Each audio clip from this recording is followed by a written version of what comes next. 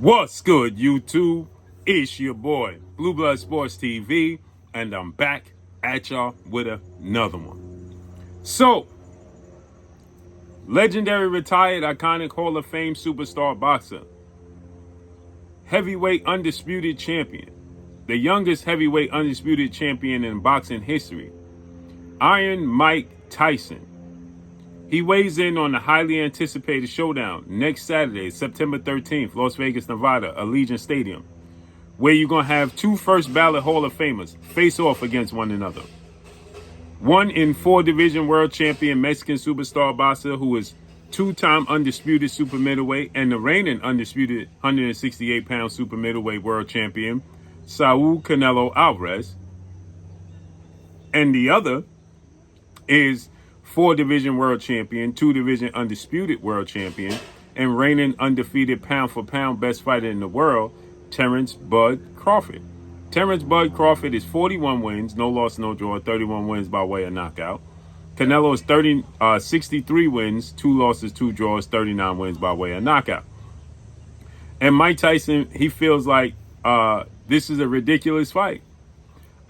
He states that Terrence Crawford moving up 2 weight classes is a ridiculous fight, and that he's just simply too small, and he's going to lose, and lose bad. He feels like he didn't want to say it, but he hinted around he's going to get knocked out, right? He thinks that, Terrence Crawford has skills. He's talented, but he just feels like there's weight class for a reason. Like many people in the sport of boxing, they feel like it's weight classes for a reason. And so, he's not the first person to feel this way. But my thoughts is this. Should Terrence Crawford be victorious, as I expect him to, the hype train for Terrence Crawford's legacy only gets bigger. Because there's so many people that are doubting Terrence Crawford's ability to beat Canelo Alvarez because of the size, right? They feel like this is David and Goliath. And that story, that mythical story, is so big and so legendary is because of the size difference. You had the small little guy, slaying the giant, right? It's just not supposed to happen. And so this just bolsters the myth of Terrence Crawford.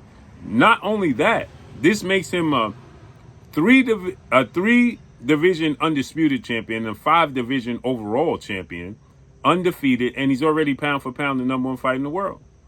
This just adds to his legacy, to his story, right? And I think people forget that Canelo Alvarez is 5'7" with a 70-inch arm reach. He's not a big guy. He's heavy, he's solid, right? He's built solid like a tank, right?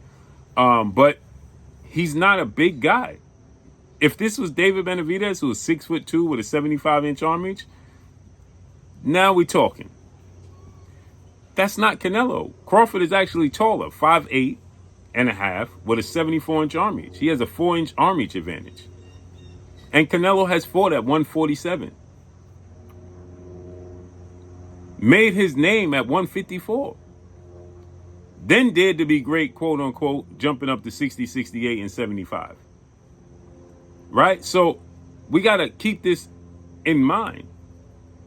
But this only adds to this story. This only adds to the glory for Terrence Crawford.